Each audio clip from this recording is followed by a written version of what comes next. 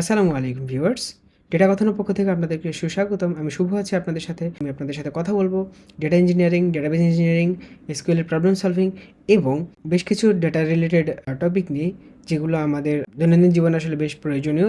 বিশেষ করে আপনি যদি একজন সফটওয়্যার বা কম্পিউটার ইঞ্জিনিয়ার হন, আপনি যদি একজন প্রোগ্রামার হন, অথবা আপনি যদি একজন ডেভেলপার হন, তাহলে আপনাকে সবসময় ডেটার সাথে কাজ করতে হবে।